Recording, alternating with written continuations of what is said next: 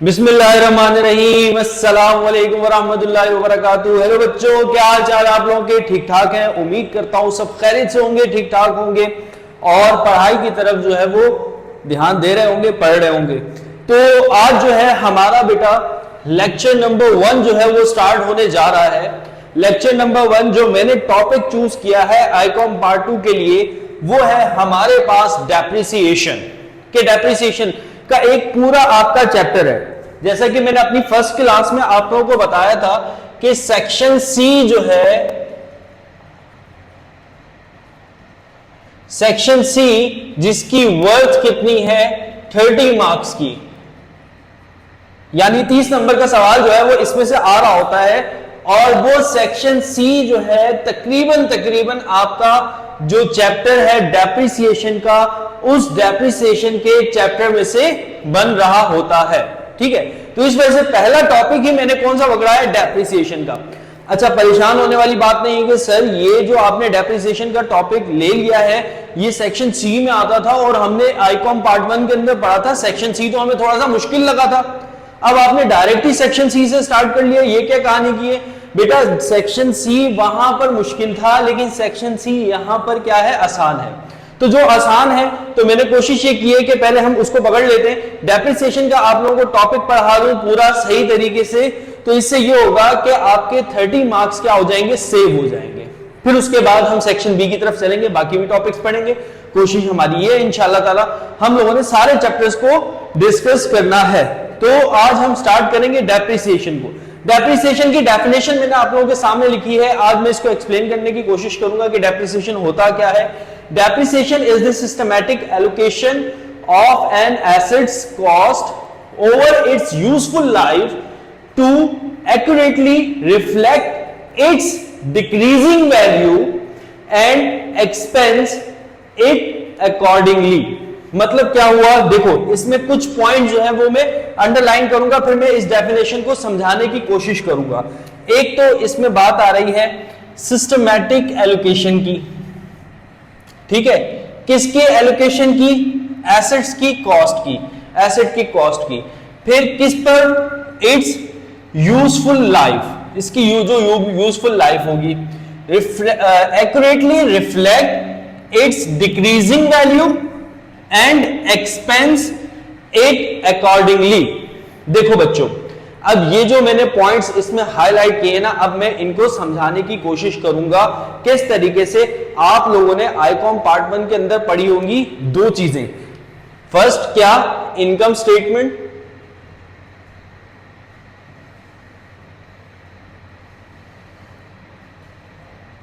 थोड़ा डीपली लेके जाऊंगा आप लोगों को ताकि आप लोगों को बिल्कुल जो है वो एक्यूरेटली पता हो कि भाई डेप्रिसिएशन होता क्या है, क्यों किया जाता है, आखिर इसकी करने की जरूरत क्या है। एक आपने टॉपिक पढ़ा होगा सेक्शन सी के अंदर आईकॉम में इनकम स्टेटमेंट, और दूसरा आपने टॉपिक पढ़ा होगा बैलेंस शीट का। ठीक है, अब इनकम स्टेटमेंट में क्या होता था? सॉरी, इनकम स्टेटमेंट में सर हम दो चीजें लेकर जाया करते थे। एक हम एक्सपेंस लेके जाते थे, यानी कि हम अपने खर्चे लेके जाया करते थे, और दूसरा हम इनकम स्टेटमेंट में हम अपनी इनकम को लेके जाया करते थे। जितना हमने पूरा साल में कमाया है हम उसको शो किया करते थे इनकम स्टेटमेंट में। अच्छा, बैलेंस शीट के अंदर हम क्या करते थे? बैलेंस शीट के अंदर सर हम एसेट्स को रिपोर्ट किया करते थे। दूसरा सर बैलेंस शीट के अंदर हम लायबिलिटीज को रिपोर्ट किया करते थे, और तीसरा हम बैलेंस शीट के अंदर कैपिटल को रिपोर्ट किया करते थे। ये तीन चीजें हम लोगों ने आईकॉम में सीखी थी। बैलेंस शीट के अंदर रिपोर्ट करना कि एसेट को रिपोर्ट करना है, लायबिलिटीज को रिपोर्ट करना है, कैपिटल को रिपोर्ट करना है, और इनकम स्टेटमेंट के अंदर हम लोगों ने एक्सपेंस को रिपोर्ट करना है और इनकम को रिपोर्ट करना है। अब आओ जरा, एक एसेट आपने खरीदा, लेट सपोज एग्जांपल ली कि मैंने फर्नीचर परचेज किया। ठीक है, अब फर्नीचर जो मैंने परचेज किया वो कितने का परचेज किया? 1 लाख रुपीस का। ठीक है, फर्नीचर मैं परचेज कर रहा हूं, और फर्नीचर कितने का परचेज कर रहा हूं? 1 लाख रुपए का, 1 लाख रुपीस का। और ये मैंने कब खरीदा? ये मैंने खरीदा 2001 में, 2001 में।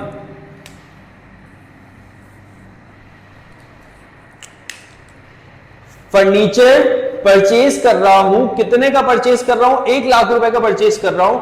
और मैंने कब परचेज किया? 2001 के अंदर। सपोज कर लो मैंने फर्नीचर को परचेज किया। अब जब मैंने 2001 की बैलेंस शीट बनाई होगी, तो जैसा कि मैंने आप लोगों को बताया कि बैलेंस शीट के अंदर हम किसको रिपोर्ट करते थे? एसेट्स को रिपोर्ट करते थे। तो हमने इस फर्नीचर को भी कहां रिपोर्ट किया होगा? बैलेंस शीट के अंदर। कहां पर? एसेट वाली साइड पर। और किस अमाउंट से रिपोर्ट किया होगा? इस फर्नीचर को हमने बैलेंस शीट के अंदर 1 लाख रुपए से सर रिपोर्ट किया होगा। ठीक है, चलो 2001 गुजर गया। अब बारी आई 2002 की। ठीक है, अब जब 2002 की बारी आई और जब हमने 2002 के अंदर अपनी फाइनेंशियल स्टेटमेंट्स बनाई, तो 2002 के अंदर दोबारा से हमने बैलेंस शीट बनाई। और बैलेंस शीट के अंदर हमने किसको रिपोर्ट किया? एसेट्स को। एसेट में हमारे पास कौन सा एसेट था? फर्नीचर था। कितने का था? 1 लाख का। तो अगेन 2002 में जब मैं बैलेंस शीट बना रहा हूं तो फर्नीचर कितने से रिपोर्ट कर रहा हूं? 1 लाख रुपए से। फिर ऐसे ही 2003 गुजरेगा, 2004 गुजरेगा, तो जो मेरे एसेट की वैल्यू जो मैंने परचेज की थी 1 लाख रुपए, मैं बैलेंस शीट के अंदर वही दिखा रहा हूं। कितने से? 1 लाख रुपए से। क्योंकि बैलेंस शीट ये कहती है कि भाई मेरे पास किसको दिखाना है? आपने एसेट को दिखाना है। तो एसेट जितने का है उतने से ही दिखा रहा हूं। लेकिन अगर देखा जाए 2001 में, चलो बात समझ में आती है कि हमने एसेट को खरीदा है और 1 लाख रुपए का खरीदा है। जैसे ही 2001 गुजरा होगा, 2002 गुजरा होगा, 2003 गुजरा होगा, तो क्या मेरा जो फर्नीचर जो मैंने 1 लाख रुपए का परचेज किया है, तो वो क्या 1 लाख रुपए का होगा? नहीं, उसकी वैल्यू क्या हो रही होगी? उसकी वैल्यू डिक्रीज हो रही होगी। उसकी वैल्यू क्या हो रही होगी? कम हो रही होगी। उसकी वैल्यू क्या हो रही होगी? डिक्रीज हो रही होगी, डिक्लाइन हो रही होगी उसकी वैल्यू। लेट सपोज उसकी वैल्यू जो है, अगर 2002 में बात करें, जो हमने फर्नीचर 1 लाख का खरीदा था, तो शायद उसकी वैल्यू 2002 में कितनी हो चुकी हो? 2002 में उसकी जो है वो 70,000 हो चुकी हो। 2002 के अंदर। और क्या पता 2001 के अंदर ही उसकी वैल्यू क्या हो चुकी हो? उसकी वैल्यू जो है वो 1 लाख से 2001 के आखिर में हम बैलेंस शीट बना रहे थे और हमने 1 लाख से एसेट को रिपोर्ट कर दिया। हालांकि 2001 के आखिर में हमारे एसेट की वैल्यू जो है वो कितनी हो चुकी थी? सपोज कर लेते हैं 90,000 हो चुकी थी। लेकिन हमने बैलेंस शीट में कितने से रिपोर्ट कर लिया? 1 लाख रुपए से रिपोर्ट कर लिया। तो हर साल अगर देखा जाए हमारे एसेट की वैल्यू क्या हो रही है? कम हो रही है। तो जैसे ही हमारे एसेट की वैल्यू कम हो रही है, तो बैलेंस शीट के अंदर भी हमें एक्चुअल पोजीशन ही दिखानी है। यानी कि जो हमारे हिसाब से एसेट की वैल्यू क्या हो रही है? कम हो रही है। जितनी एक्चुअल वैल्यू है जो हमारे हिसाब से है, हमें बैलेंस शीट के अंदर वही रिपोर्ट करना है। तो इस वजह से क्या हो रहा है कि हर साल ईयर बाय ईयर हमारे एसेट की वैल्यू क्या हो रही है? डिक्रीज हो रही है। ईयर बाय ईयर हमारे एसेट की वैल्यू क्या हो रही है? डिक्रीज हो रही है। तो ये जो डिक्रीज हो रही है, इसको हम बच्चों कहते हैं डेप्रिसिएशन। कि अगर 1 लाख का एसेट था और साल के आखिर में वो 90,000 का हो गया, तो 10,000 से उसकी वैल्यू में क्या आया है? डिक्रीज आया है। ये जो 10,000 है, इसको हम क्या कहेंगे? डेप्रिसिएशन कहेंगे। समझ में आ रही है बात? तो हम 10,000 उसमें से माइनस करवाएंगे। अपनी बैलेंस शीट के अंदर उसको 1 लाख का नहीं दिखाएंगे। अपनी बैलेंस शीट के अंदर हम उसको कितने से दिखाएंगे? 90,000 से दिखाएंगे। अब चलो मैं आप लोगों को दिखाता हूं डेप्रिसिएशन की डेफिनेशन। क्या मैंने बताया? डेप्रिसिएशन क्या है? Is the systematic allocation. यहां पर हम सिस्टमैटिक एलोकेशन करते हैं, यानी कि यहां पर हम डेप्रिसिएशन को कैलकुलेशन करते हैं। डेप्रिसिएशन की कि हमारे एसेट की वैल्यू में कितना डिक्रीज आ रहा है, तो उसकी एक सिस्टमैटिक एलोकेशन होती है, यानी कि उसकी क्या होती है? कैलकुलेशन होती है। वो कैलकुलेशन कैसे होती है? उसके कुछ मेथड्स होते हैं जो हमने इस चैप्टर में पढ़ने हैं कि how to calculate depreciation of our fix asset. हम अपने फिक्स एसेट का डेप्रिसिएशन किस तरीके से कैलकुलेट करते हैं, इसको हम कहते हैं सिस्टमैटिक एलोकेशन, यानी कि कैलकुलेशन किसकी, डेप्रिसिएशन की। कैसे कैलकुलेशन होती है, कुछ मेथड्स होते हैं, वही हमने इस चैप्टर के अंदर पढ़ने, वही वन बाय वन मैं आप लोगों को पढ़ाऊंगा। इसी लेक्चर के अंदर मैं आप लोगों को बता दूंगा कि डेप्रिसिएशन के कौन कौन से मेथड्स होते हैं, ठीक है। तो सिस्टमैटिक एलोकेशन का मतलब समझ में आ गया, यानी कि वो क्या है, कैलकुलेशन है। सिस्टमैटिक एलोकेशन का मतलब क्या है, कैलकुलेशन है। किस चीज की कैलकुलेशन है, डेप्रिसिएशन की कैलकुलेशन है। कैसे निकलती है भाई, कुछ मेथड्स होते हैं जिनकी हेल्प से डेप्रिसिएशन कैलकुलेट होता है। तो सिस्टमैटिक एलोकेशन करते हैं हम, यानी कि कैलकुलेशन करते हैं एसेट्स कॉस्ट, यानी कि एसेट की कॉस्ट की। जैसे मैंने आप लोगों को बताया कि 1 लाख से कितनी हो गई, 90,000, 90,000 से कितनी हो गई, 70,000। तो ईयर बाय ईयर हमारे एसेट की कॉस्ट क्या हो रही है, कम हो रही है। तो ये हमने कैलकुलेशन की है एसेट की कॉस्ट की ओवर इट्स यूजफुल लाइफ, जो भी इसकी यूजफुल लाइफ होगी, कि जो भी एसेट हमने खरीदा होगा तो हमने देखा होगा कि हमारा एसेट कितना अरसा चल सकता है। यूजफुल लाइफ का मतलब होता है कि जैसे कि सपोज करो ये मार्कर मैंने परचेज किया, अब ये मार्कर जो है मैंने कहा कि 6 महीने तो मेरा निकाल जाएगा, अगर मैं पढ़ाऊंगा और दिन में जो है वो 4 घंटे या 5 घंटे में पढ़ाऊंगा तो ये मार्कर 6 महीने मेरा निकाल जाएगा। तो ये मार्कर की क्या हो गई, यूजफुल लाइफ हो गई। ऐसे ही हमारे हर फिक्स एसेट की यूजफुल लाइफ होती है। तो हम क्या करते हैं, जो भी हमारे एसेट की कॉस्ट होती है ना, उस एसेट की कॉस्ट को उस यूजफुल लाइफ में डिवाइड कर देते हैं। मतलब हमारे एसेट का 1 लाख उसकी कॉस्ट है और उसकी लाइफ सपोज कर लो 5 साल है, कि हमने सोच रखा है कि ये 5 साल चलेगा। अब 5 साल से ज्यादा भी चल सकता है, 5 साल से कम भी चल सकता है, लेकिन हमने ये सोच रखा है कि कितना चल जाएगा, 5 साल चल जाएगा। तो हमने क्या किया, उस 1 लाख की जो कॉस्ट थी हमने हर साल में उसको क्या कर लिया, डिवाइड कर लिया कि 20-20 हजार से इसकी वैल्यू क्या हो जाएगी, कम हो जाएगी। क्यों कम हो जाएगी भाई, क्यों कम हो रही है एसेट की वैल्यू, क्योंकि हम उसको क्या कर रहे हैं बच्चा, इस्तेमाल कर रहे हैं। तो इस्तेमाल करने से हमने उसकी कॉस्ट को एलोकेट कर रखा है उसकी यूजफुल लाइफ पे, जो भी उसकी क्या है यूजफुल लाइफ है। जैसे उसकी यूजफुल लाइफ होगी हम उसके हिसाब से उस एसेट की कॉस्ट को क्या करेंगे, डिवाइड करेंगे। वो कैसे डिवाइड करेंगे, वो मेथड्स हैं, वो मैं आप लोगों को पढ़ाऊंगा, ठीक है। फिर टू एक्यूरेटली रिफ्लेक्ट, ताकि वो सही तरीके से रिफ्लेक्ट हो। कहां रिफ्लेक्ट हो, इनकम स्टेटमेंट में और बैलेंस शीट में।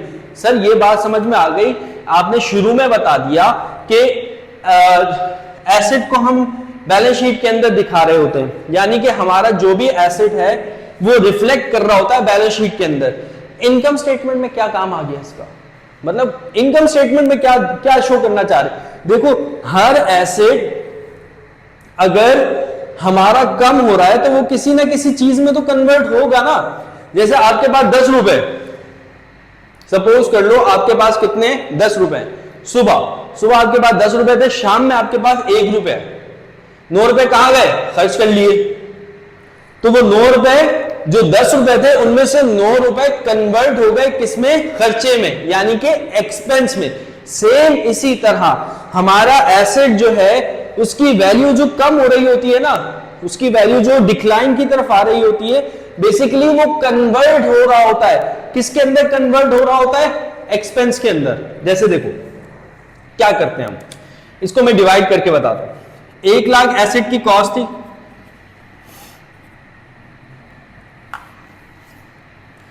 1 लाख रुपीज हमारे एसेट की क्या है, कॉस्ट है। अब 1 लाख से हमारा एसेट जो है वो शुरू में पहले साल कितने का हो गया, 80,000 का हो गया। क्या हो रहा है, कम हो रहा है। ऑब्वियस सी बात है, हम इसको क्या कर रहे हैं, इस्तेमाल कर रहे हैं, तो इस्तेमाल करने से इसकी वैल्यू क्या होगी, कम होगी। तो 1 लाख से कितना हो गया, 80,000। फिर 80,000 से कितना होगा, सपोज कर लेते हैं 60,000। एक कांस्टेंट रेट पे डिक्लाइन कर रहा है। 60,000 से फिर वो कितना हो गया, सपोज कर लेते हैं 40,000। तो हमारे एसेट की वैल्यू ईयर बाय ईयर क्या हो रही है, कम होती जा रही। 1 लाख से 80,000 हुई, 80,000 से कितनी हुई, 60,000 हुई, 60,000 से कितनी हुई, 40,000 हुई। सर ये 1 लाख से जो 80,000 हुई है इसमें डिक्रीज आ रहा है तकरीबन 20,000 रुपए का। 20,000 का क्या आ रहा है, डिक्रीज आ रहा है। तो ये डिक्रीज क्या है, ये 20,000 हमारा क्या है, एक्सपेंस है। मतलब हम जब बैलेंस शीट और इनकम स्टेटमेंट बनाएंगे तो इनकम स्टेटमेंट में हम एसेट का हिसाब बताएंगे भाई पूरा, कि हमारा 1 लाख का एसेट था, अब वो कितने का हो चुका है, 80,000 रुपए का हो चुका है। तो जो उसकी एक्चुअल वैल्यू है उसको हम कहां शो करेंगे, बैलेंस शीट के अंदर, कहां पर, एसेट्स में। कितने से, 80,000 रुपए से, ठीक है। और बाकी जो है 20,000 उससे हमने क्या कर लिया, इस्तेमाल कर लिया। तो 20,000 हमारा क्या हो चुका है, खर्च हो चुका है, यानी कि एक्सपेंस हो चुका है। और उस एक्सपेंस को हम कहां शो करेंगे, इनकम स्टेटमेंट में। हमेशा याद रखिएगा, कोई भी चीज खत्म नहीं होती, कोई भी चीज खत्म नहीं होती, बल्कि वो एक चीज से दूसरी जगह पर कन्वर्ट होती है। ये मार्कर है ना, इसके अंदर इंक है, इंक इसके अंदर कभी खत्म नहीं होगी, वो कन्वर्ट होगी बोर्ड पर। फिर बोर्ड को जब मैं साफ करूंगा तो वो कन्वर्ट हो जाएगी कहां पर, डस्टर में। यानी कि हर चीज क्या हो रही होती है, कन्वर्ट हो रही होती है। दुनिया के अंदर हर चीज क्या होती है, कन्वर्ट होती है। तो सेम ऐसे ही एसेट की जो हमारी कॉस्ट है वो आहिस्ता आहिस्ता कन्वर्ट होती जाएगी, किसमें, एक्सपेंस के अंदर। तो अब क्या करेंगे, जितना एक्सपेंस में वो कन्वर्ट हुई उसको हम शो करेंगे अपनी इनकम स्टेटमेंट में, क्योंकि भाई इनकम स्टेटमेंट में खर्चा भी तो दिखाना है। अगर खर्चा नहीं दिखाओगे तो क्या होगा कि प्रॉफिट ज्यादा आएगा, प्रॉफिट ज्यादा आएगा तो आपको टैक्स भी ज्यादा पे करना पड़ेगा। गवर्नमेंट क्या कहती है कि आप जो भी कारोबार कर रहे हो उसमें जो भी प्रॉफिट होगा उसमें से आपको हमें क्या करना है, टैक्स पे करना है, ठीक है। अगर आप अपना ये वाला खर्चा, अपना ये वाला एक्सपेंस अपनी इनकम स्टेटमेंट में शो नहीं करोगे, खर्चा नहीं दिखाओगे, तो आपका प्रॉफिट ज्यादा नजर आएगा। तो जब प्रॉफिट ज्यादा नजर आएगा आपको टैक्स भी ज्यादा पे करना पड़ेगा, तो आपकी इनकम स्टेटमेंट सही नहीं हुई ना। तो इसका मतलब यह हुआ कि जो भी आपका एसेट है, जो उसकी कॉस्ट है वो कम हो रही है, बेसिकली वो कन्वर्ट हो रहा है किसके अंदर, एक्सपेंस के अंदर। तो जो हमारा एक्सपेंस है उसको हम कहां दिखाएंगे, इनकम स्टेटमेंट में। तभी आपको याद होगा जब आप इनकम स्टेटमेंट बनाते थे तो इनकम स्टेटमेंट के अंदर जब आप ऑपरेटिंग एक्सपेंसेस लिखते थे, अगर जो बच्चे आईकॉम में पढ़कर आए हैं उनके लिए मैं बात कर रहा हूं, तो जो ऑपरेटिंग एक्सपेंसेस लिखते थे उन ऑपरेटिंग एक्सपेंसेस में याद होगा आप लोगों को हमेशा एक एक्सपेंस आप लोग लाजमी शो किया करते थे, और वो कौन सा एक्सपेंस होता था, डेप्रिसिएशन एक्सपेंस का। तो इसी तरह अकाउंटिंग में क्या होता है, हर एसेट को, क्योंकि उसकी वैल्यू क्या हो रही होती है, डिक्रीज हो रही होती है, तो जो उसकी वैल्यू डिक्रीज हो रही होती है वो रिफ्लेक्ट करती है कहां पर, इनकम स्टेटमेंट में और बैलेंस शीट में। तो इनकम स्टेटमेंट में जितनी वैल्यू डिक्रीज हुई होती है उसको हम एज अ एक्सपेंस शो करते हैं, और जो उसकी एसेट की एक्चुअल वैल्यू रह चुकी होती है उसको हम बैलेंस शीट के अंदर एसेट साइड पे क्या करते हैं, शो करते हैं। तो बात हो रही थी, देखो एक्यूरेटली रिफ्लेक्ट कहां कर रही है, इनकम स्टेटमेंट में और बैलेंस शीट में कैसे रिफ्लेक्ट कर रही है, अभी मैंने आप लोगों को डिटेल में बता दिया। It's decreasing value and expense, इसकी जो डिक्रीजिंग वैल्यू है वो रिफ्लेक्ट करेगी, यानी कि 1 लाख से 80,000 ये डिक्रीजिंग वैल्यू कहलाई, और इस वैल्यू को आप कहां पे शो करोगे, अपनी बैलेंस शीट के अंदर शो करोगे, एसेट में, और डिक्रीजिंग वैल्यू के साथ साथ क्या शो करोगे, एंड एक्सपेंस, और खर्चे को भी क्या करोगे, शो करोगे। एक्सपेंस को कहां शो करोगे, अपनी इनकम स्टेटमेंट में, इट अकॉर्डिंगली जहां उसको शो होना है। यानी कि जो उसकी डिक्रीजिंग वैल्यू है उसको हम अपनी बैलेंस शीट के अंदर शो करते हैं, और जो उसका एक्सपेंस है उसको हम कहां शो करते हैं, इनकम स्टेटमेंट में। अब मैं डेफिनेशन को थोड़ा सा समराइज करके दोबारा से बता देता हूं कि depreciation is the systematic allocation. ये एक सिस्टमैटिक एलोकेशन है, यहां पर हम क्या करते हैं, कैलकुलेशन करते हैं, किस चीज की कैलकुलेशन करते हैं, डेप्रिसिएशन की कैलकुलेशन करते हैं। बेसिकली अगर आसान अल्फाज में समझा जाए, डेप्रिसिएशन किसे कहते हैं, decrease in the value of fix asset due to use is called depreciation. यानी कि जो भी आपके एसेट की वैल्यू कम हो रही है ड्यू टू यूज, इस्तेमाल करने से, तो जो वैल्यू कम हो रही है उसको हम क्या कहते हैं, डेप्रिसिएशन कहते हैं। तो डेप्रिसिएशन बेसिकली क्या है, कैलकुलेशन का एक मेथड है जहां पर हम एसेट की कॉस्ट को इसकी लाइफ पर रिफ्लेक्ट करते हैं, एक्यूरेटली रिफ्लेक्ट इट्स इस डिक्रीजिंग वैल्यू, उसकी जो डिक्रीज हुई वैल्यू होती है उसको रिफ्लेक्ट करते हैं कहां पर, बैलेंस शीट के अंदर, और साथ साथ जो एक्सपेंस होता है उसको भी हम रिफ्लेक्ट करते हैं कहां पर, इनकम स्टेटमेंट के अंदर। तो ये हमारा बच्चों क्या होता है, डेप्रिसिएशन होता है। और ये इसकी क्या है, एक्यूरेट डेफिनेशन है। अक्सर टीचर जो है, मैं बुराई नहीं कर रहा, मैं वैसे बता रहा हूं कि बच्चों को डेप्रिसिएशन की डेफिनेशन नहीं समझाते। और आसान अल्फाज में डेप्रिसिएशन की डेफिनेशन क्या है, आसान अल्फाज में कि जो भी डेप्रिसिएशन जो है उसकी जो वैल्यू कम हो रही है किसी भी फिक्स एसेट की इस्तेमाल करने से, तो जो उसकी वैल्यू कम हो रही है हम उसको क्या कहते हैं, डेप्रिसिएशन कहते हैं। ठीक है, तो उम्मीद करता हूं इतना डीपली जाकर पढ़ाया तो डेप्रिसिएशन आप लोगों को समझ में आ चुका होगा। अब डेप्रिसिएशन के कैलकुलेट करने के कुछ मेथड्स होते हैं, जैसे कि मैं यहां पर आप लोगों को बता रहा था। उन मेथड्स पर जाने से पहले कुछ चीजों को अंडरस्टैंड करना होगा आपको। अब वो चीजें क्या हैं,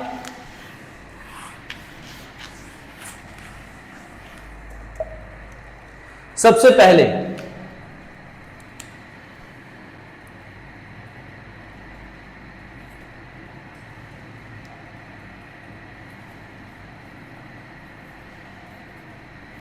यूजफुल लाइफ, दूसरी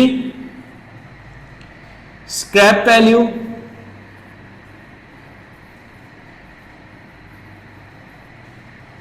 जिसको हम सैल्वेज वैल्यू भी कहते हैं। अच्छा, जिसको हम scrap value, salvage value, residual value भी कहते हैं।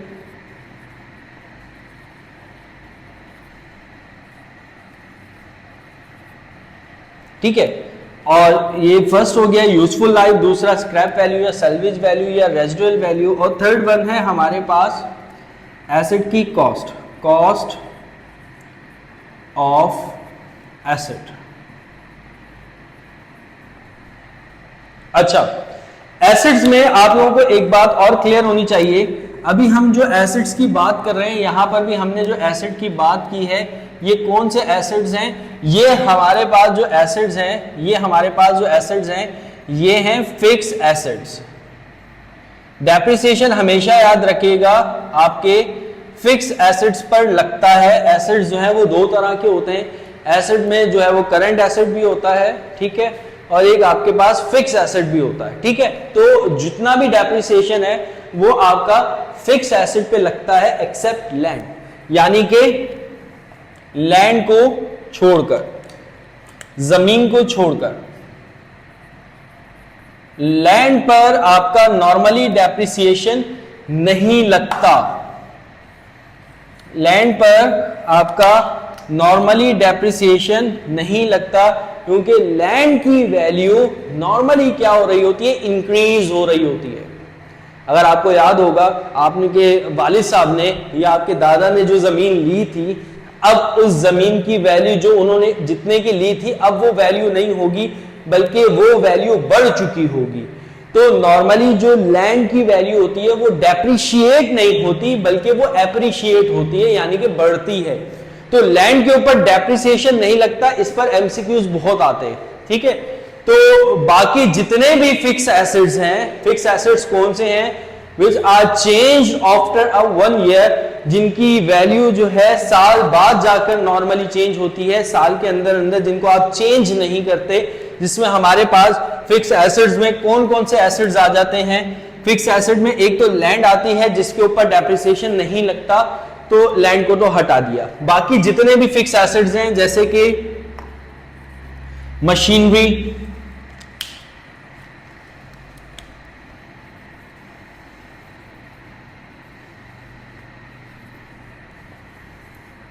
बिल्डिंग,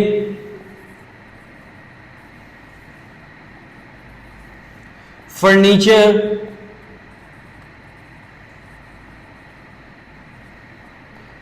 फर्नीचर एंड फिक्सचर भी इनको कहा जाता है।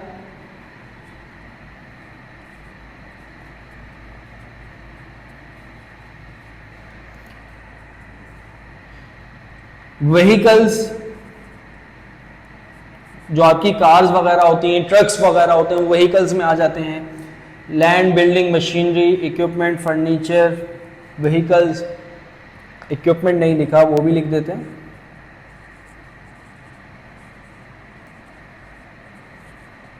ये हमारे नॉर्मली क्या होते हैं, फिक्स एसेट्स होते हैं जिनके ऊपर डेप्रिसिएशन लग रहा होता है, जैसे कि मशीनरी हो गई, बिल्डिंग हो गई। अच्छा सर, आप कह रहे थे लैंड की वैल्यू क्या होती है, इंक्रीज होती है, इसके ऊपर डेप्रिसिएशन नहीं लगता, लेकिन आपने बिल्डिंग को नहीं लिखा। बिल्डिंग की वैल्यू भी तो बढ़ती है बेटा, बिल्डिंग की वैल्यू नहीं बढ़ती, ये याद रखना।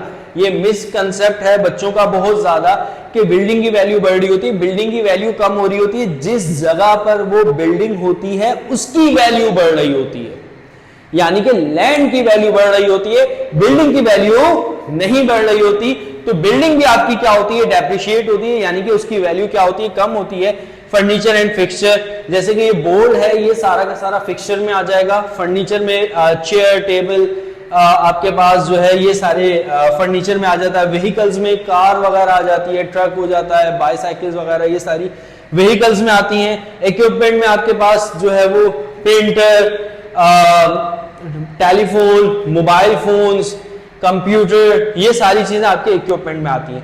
तो जितने भी फिक्स एसेट्स हैं उनकी वैल्यू क्या होती है, डेप्रिशिएट होती है। ठीक है, तो अब मैंने आपको कहा था आपको मेथड्स पर जाने से बजाय, क्योंकि हमें मेथड्स पढ़ने थे डेप्रिसिएशन की, इस पूरे चैप्टर में मेथड्स ये हैं जो मैं वन बाय वन आप लोगों को पढ़ाऊंगा। तो मेथड्स पर चलने से पहले मैं आप लोगों को इन तीनों चीजों का कंसेप्ट क्लियर कर दूं पहले, फिर उसके बाद हम अपने लेक्चर के अंदर मेथड्स पे जाएंगे। पहले आ रही है हमारी यूजफुल लाइफ, स्क्रैप वैल्यू और कॉस्ट ऑफ एसेट। पहले हम बात करेंगे कॉस्ट ऑफ एसेट की तरफ, कि एसेट की कॉस्ट क्या होती है। ठीक है, तो अभी के लिए आप समझ लो एसेट की कॉस्ट क्या है। अभी के लिए समझ लो एसेट की कॉस्ट ये है कि एसेट जितने का आपने परचेज किया वो आपके एसेट की कॉस्ट है। आगे चलकर इसका कंसेप्ट चेंज हो जाएगा, ये जो मैं आप लोगों को बता रहा हूं ये डेफिनेशन नहीं है। ठीक है, कॉस्ट ऑफ एसेट भी आप लोगों का जो है वो पूरा का पूरा एक टॉपिक है डेप्रिसिएशन के अंदर ही, वो भी मैं आप लोगों को डिटेल में पढ़ाऊंगा। ठीक है, अभी के लिए समझ लो जितने का आपने एसेट परचेज किया, खरीदा है, वो आपके एसेट की क्या है, कॉस्ट है। जैसे सपोज करो ये मार्कर मैंने 500 रुपए का खरीदा, तो 500 रुपीज इसकी क्या है, कॉस्ट है। दिखा नहीं रहा, शो ऑफ नहीं कर रहा, बता रहा हूं कि मार्कर कितने का है, 500 रुपए का, और मेरे हाथ लगने के बाद वो कितने का हो गया, 1000 रुपए का हो गया। तो एसेट की कॉस्ट क्या होती है, जितने का आपने खरीदा है अभी के लिए। आगे चल के इसका कंसेप्ट चेंज होगा। जो भी एसेट आप खरीदते हो, जो भी एसेट आप खरीदते हो उसकी एक लाइफ होती है। आप एस्टिमेट करते हो ये एसेट कितना अरसा चल जाएगा। जैसे सपोज करो एक मोबाइल फोन खरीदा आपने, ठीक है, और मोबाइल फोन आपने खरीद लिया 80,000 का। ठीक है, 80,000 उसकी क्या हो गई, मोबाइल फोन की कॉस्ट हो गई। ठीक है, अभी 80,000 मोबाइल फोन की क्या है, कॉस्ट है। कॉस्ट ऑफ एसेट कितना है, 80,000। अब आपकी अम्मा ने या आपके अब्बा ने आपको जब वो मोबाइल फोन दिलाया तो उसने बोला बेटा अब ये मोबाइल फोन मैं 4 साल तक आपको नहीं दिला के दूंगी, 4 साल तक आपने इसको इस्तेमाल करना है, 4 साल बाद आपका नया मोबाइल आएगा। ठीक है, तो उन्होंने आपको एक लाइफ एस्टिमेट करके दे दी। हो भी सकता है कि दुकान से बाहर निकलो तो चोरी हो जाए, कराची के हालात ही ऐसे चल रहे, लेकिन हमने ये एस्टिमेट करा कि भाई जो हमारा एसेट है ये 4 साल चल जाएगा, या ये 5 साल चल जाएगा, या ये 10 साल चल जाएगा, या 20 साल चल जाएगा। एसेट की लाइफ होती है। ठीक है, जो हम एसेट की लाइफ को एस्टिमेट करते हैं, क्योंकि देखो हमें जो सिस्टमैटिक एलोकेशन करनी होती है वो यूजफुल लाइफ पर करनी होती है, तो यूजफुल लाइफ हमें चाहिए होती है, तो हम एसेट की लाइफ को लाजमी एस्टिमेट करते हैं ताकि हमें पता लगे कि भाई 5 साल चलेगा, 5 साल बाद हमें इसी एसेट की दोबारा से जरूरत पड़ने वाली है, तो इसको आप कहते हो यूजफुल लाइफ। ठीक है, अब आपकी जो यूजफुल लाइफ है वो ईयर्स में भी हो सकती है, जैसे अभी मैं आप लोगों को बता रहा था कि 5 साल वो चीज चलेगी, या 6 साल वो चीज चलेगी, या 10 साल वो चीज चलेगी। ऐसे ही वो लाइफ जो है वो बेटा आवर्स में भी हो सकती है, वो लाइफ जो है वो किलोमीटर्स में भी हो सकती है। जैसे एग्जाम्पल लो, जब हम गाड़ी खरीदने जाते हैं ना, तो जिससे हम गाड़ी खरीद रहे होते हैं उसको हम ये नहीं कहते कि भैया कितनी पुरानी है ये, कितने साल चला लिया आपने इसको। हम उससे ये पूछते हैं कि भाई कितने किलोमीटर चली हुई है, तो हम उसके किलोमीटर्स देखकर उसकी लाइफ का अंदाजा लगाते हैं। तो डिपेंड करता है एसिड की नेचर के ऊपर भी कि एसिड की नेचर क्या है, उसके हिसाब से हम उसकी लाइफ को ले रहे होते हैं। किसी एसिड को ईयर्स में ले रहे होते हैं, किसी एसिड को आवर्स में ले रहे होते हैं। जैसे मोबाइल फोन की बैटरीज हो गई, उनके ऊपर जो है वो आपको जो लाइफ दी जा रही होती है ना, कभी नोट कीजिएगा, वो लाइफ जो है वो आवर्स में दी जा रही होती है कि भाई इतने 1000 घंटे चलेगी, उसके बाद ये बैटरी एक्सपायर हो जाएगी अगर पबजी नहीं खेलोगे तो। फिर उसके बाद जो है वो क्या है, किलोमीटर्स में भी आपकी लाइफ होती है। जो आप गाड़ी वगैरह ले रहे हो, कार वगैरह परचेज कर रहे होते हो, तो एस्टिमेटेड लाइफ जो है वो डिपेंड करता है एसिड की नेचर क्या है, उसके हिसाब से एसिड की लाइफ क्या होती है, चेंज होती रहती है। तो एस्टिमेटेड लाइफ या यूजफुल लाइफ वो ईयर्स में भी हो सकती है, आवर्स में भी हो सकती है और किलोमीटर्स में भी हो सकती है। फिर उसके बाद आ रही है स्क्रैप वैल्यू, रेजिडुअल वैल्यू या सैल्वेज वैल्यू। ये किसे कहते हैं? ये पढ़ लिया हमने और ये भी पढ़ लिया हमने। अब बारी आ रही है स्क्रैप वैल्यू, सैल्वेज वैल्यू या रेजिडुअल वैल्यू क्या होती है। स्क्रैप वैल्यू, रेजिडुअल वैल्यू या सैल्वेज वैल्यू वो वैल्यू होती है जो आपके एसिड की लाइफ के बाद की वैल्यू होती है। जैसे एक एसिड आपने 1 लाख का खरीदा और आपने ये एस्टिमेट किया कि ये 5 साल चलेगा। 5 साल बाद जब मैं इसको मार्केट में बेचूंगा या बेचूंगी तो कितने का बिक जाएगा? 20,000 का बिक जाएगा। तो ये कहलाती है स्क्रैप वैल्यू, सैल्वेज वैल्यू या रेजिडुअल वैल्यू, यानी कि वो वैल्यू जो आपके एसिड की यूजफुल लाइफ के बाद की वैल्यू होती है, जो आप स्क्रैप में दे देते हो। भाई कार कबाड़ की वैल्यू जिसे हम कहते हैं, ठीक है। जैसे कि अगर एक मैं मोटर परचेज करता हूं, सपोज करो पंप परचेज करता हूं पानी खींचने वाला, ठीक है। अब वो मैंने 20,000 रुपए का खरीदा, मैंने कहा 10 साल चलेगा। 10 साल बाद जब मैं इसको कबाड़ में बेचने जाऊंगा तो ये 2,000 रुपए का बिक जाएगा। तो वो जो 2,000 रुपए है, जो उसकी लाइफ की बाद की वैल्यू है, जब वो यूजेबल कंडीशन में नहीं है, फिर भी वो मार्केट में कितने का जा रहा है, उसको हम क्या कहते हैं बच्चों? स्क्रैप वैल्यू, सैल्वेज वैल्यू या रेजिडुअल वैल्यू। तो ये बेटा आज का हमारा लेक्चर था।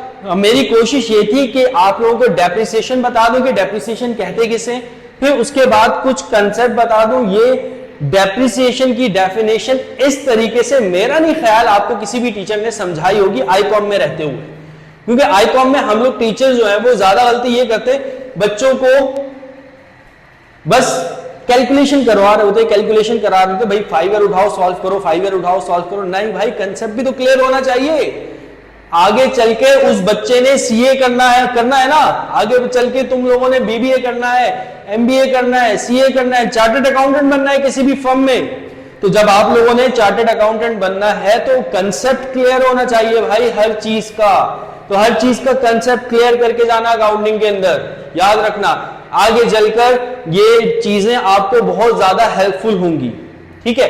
तो आज का लेक्चर इतना रहने देते हैं। नेक्स्ट क्लास में हम लोग इसके मेथड्स के ऊपर बात करेंगे कि डेप्रिसिएशन के कौन कौन से मेथड्स हैं, और मैं आप लोगों को कैलकुलेट करके भी दिखाऊंगा डेप्रिसिएशन किस तरीके से निकाला जाता है।